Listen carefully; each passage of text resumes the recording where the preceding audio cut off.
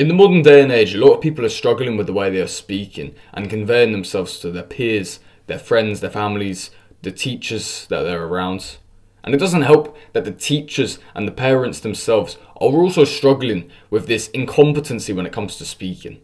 And in today's video, I want to fix this for you, because I don't want you to be like these other people. I want you to be better than everybody else. I want you to be the best speaker in the room. I want you to be the person everybody looks at when there's some sort of speaking task, speaking quest that comes along all of your group's journeys. And therefore, I obviously want to share some knowledge with you about how I personally use a method to be able to learn new words extremely fast and inevitably speak like a genius, sound like I'm a super smart person when I'm speaking. And I'm not just going to tell you the basics. I'm not going to tell you to just read books, learn the words you don't understand. I'm not going to tell you to start a personal brand and practice speaking each and every single day, even when you suck at speaking. I'm not going to tell you to do this. I'm going to tell you something completely different that's hopefully going to give you another angle of attack to improve your speaking skills. Because if you can't speak, how can you network? And if you can't network, well, what can you do? Genuinely. Yeah, so today's video is going to be a very short, very sweet, very simple ideology that I'd like to gift to you. That's going to allow you to be able to speak with more intent, vigor, purpose, and sound like a blimming genius when you speak. Because I don't know about you, but when I hear people speak with big, audacious words that perhaps I've never heard of before, I'm impressed and I'm hooked. And if you cannot hook the conversation, the lack of interest, you're never going to be able to socialize with anyone. If you can't get a hook into the conversation, if your teachers can't get a hook into you when they're doing their speeches in the assemblies, what makes them think you're going to listen to the assembly? You know. And if your boss is doing a presentation and he can't hook you onto what he's trying to portray, he can't hook you onto that new sales business idea he's got, how are you actually going to listen to him? Just because he's your boss? Perhaps. But my point is, if they can't get a hook across because they're not sounding convincing or concise when they're speaking. And I've got a 3-step protocol that I'm literally about to give you right now. Number 1 of this 3-step protocol is you're going to search up online something along the lines of smart sounding words, clever sounding words, intellectual sounding words. How do I sound more clever when I speak? Like synonyms, essentially. You're searching up for synonyms of words. You don't know what words you're searching up for. You don't know the definition of the words. You're just trying to find audacious words that sound extremely intellectual. I'll put a list up on the screen of my personal from step 2, which is going to be, you're going to go onto a website, you're going to find the words and hopefully descriptions as well.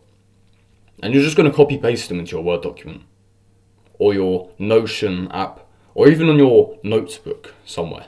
But essentially you're going to copy down these words with the definition. The reason you're going to do this is so not only are you thinking about them as you're writing them down, you're thinking about the definition as you scribe it. And then you're going to be able to actually visualize it in your own ways. You're going to be able to pick the words you actually like. You're not going to look through this entire website, look at these random words that seem completely outdated. You're going to be able to pick and choose your favorite words, copy and paste them, and then leave them to remember them, almost like a second brain. Which perfectly segues into point 3 actually of this 3-step protocol, which is very simply, you're just going to revise them. This could be once a week, this could be once a fortnight, this could be once a month. It doesn't matter how often. The more often, the quicker you're going to learn, obviously. But you can revisit these words once every 6 months and try and remind yourself. And perhaps that works best for you. I'll be very doubtful that does, but perhaps it does. And essentially you're literally just going to go back and revise them like every other day, every month.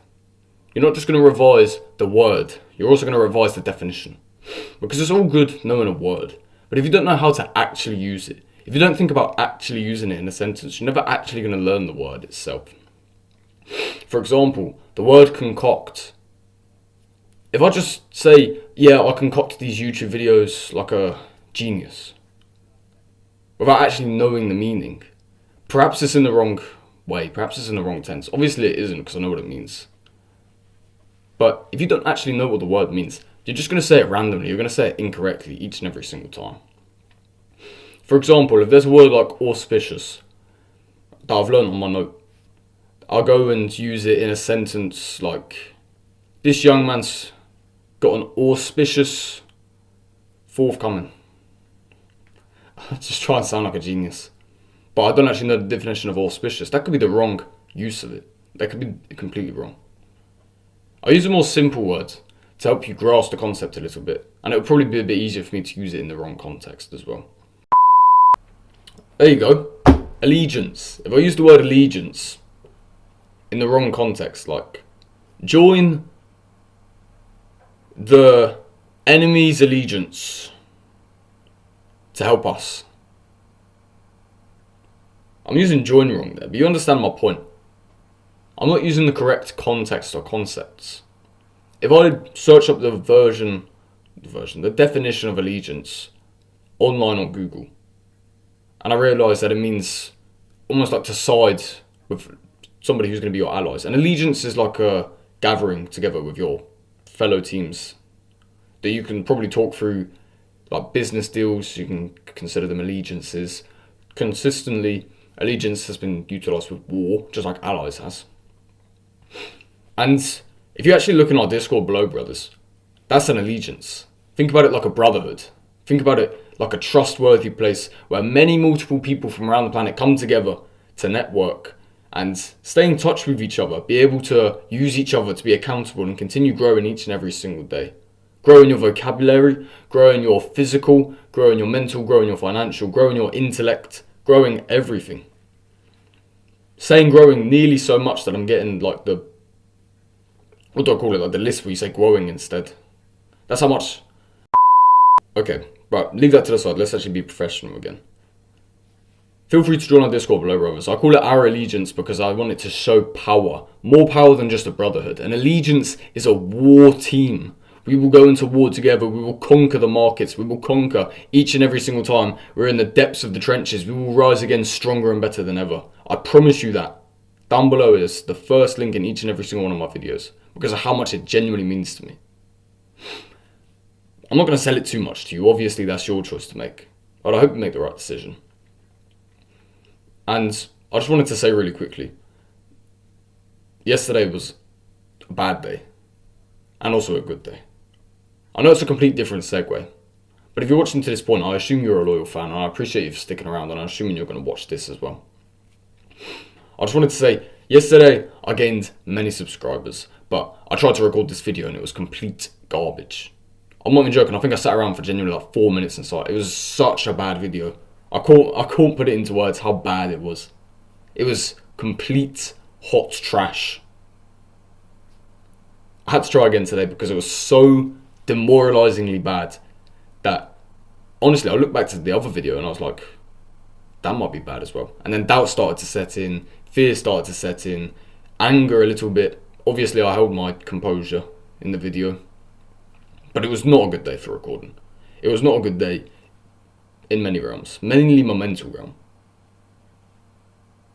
But as I promised you, I stay strong, I stay resilient, and we keep pushing regardless of what happens.